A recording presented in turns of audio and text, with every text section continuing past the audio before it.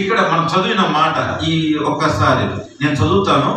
అయితే ఆ బాలుడు యాజకుడైన ఏలీ ఎదుట యెహోవాకు పరిచర్య చేయుచుండెను. ఈ మాట నాతో పాటు అందరూ చెప్పాలి. యెహోవాకు పరిచర్య చేయుచుండెను. ఈ మాట ఎన్నిసార్లు రాయబడింది తెలుసా అండి? ఈ మాట ఎన్నిసార్లు రాశారు తెలుసా? 3 సార్లు రాస్తారు ఈ మాట.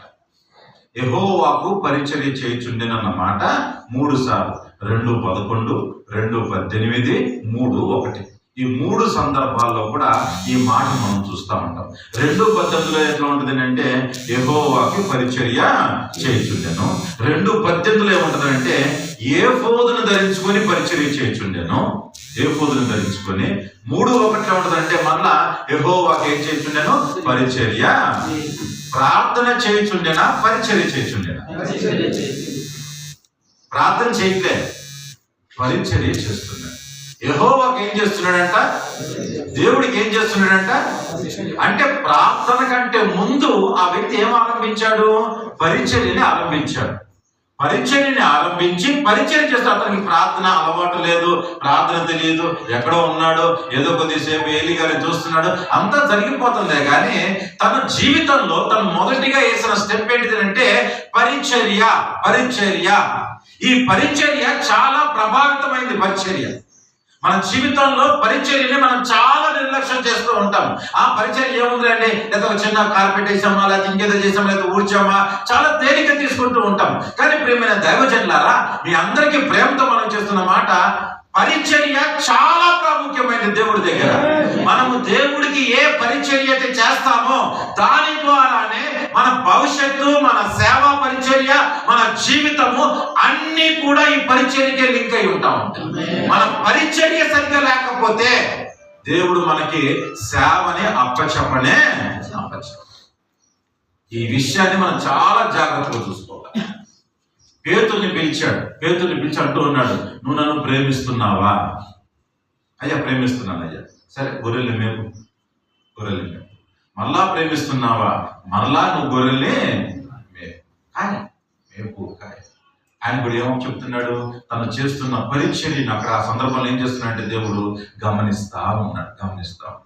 ప్రేమ దేవుని బిడ్డారా, మన జీవితాలలో ఈ దినాలలో ఎలాంటి పరిచర్య చేస్తున్నాము, ఎలాంటి పరిచర్యలు చేస్తున్నాయి? 3 విషయాలు చెప్తాను, 1 గంట సమయమే కాబట్టి జాగ్రత్తగా ఆలోచించండి. ఇక్కడ మనం చదువుకున్నట్లయితే ఒక్కసారి 3వ అధ్యాయం 1వ వచనం చదువుతాం. ప్రసంగం చేయట్లేదు, జస్ట్ మనం కొన్ని విషయాలు నేర్చుకుందాం అంతే. బాలుడైన సమూయేలు ఏలీ ఎదుట యెహోవాకు పరిచర్య చేయుచుండెను.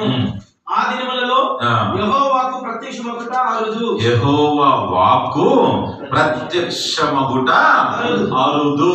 ప్రత్యక్షము తరచుగా అంటే దేవుని యొక్క వాక్యము అంత విరివిడిగా ఏమీ కూడా లేదంట. దేవుడు ప్రత్యక్షం అవ్వటము, దేవుడి యొక్క వాక్యము వెల్లడి అవ్వటం ఏమైపోతుందంటే అరుదుగా మారిపోయిందంటాడు. చాలా తక్కువైపోయిందంట. మరి ఏ వాక్యాలు అవుతున్నాయి? ఏలి పరిచర్య చేస్తున్నాడు కదా, ఏలి పిల్లలు పరిచర్య చేస్తున్నారు కదా, మరి ఏ వాక్యం వెల్లడి అవుతుంది అక్కడ? ఏ ప్రత్యక్షత అక్కడ వెల్లడి అవుతుందనంటే వాళ్ళ ప్రత్యక్షతలు అక్కడ వెల్లడి అవుతున్నాయి.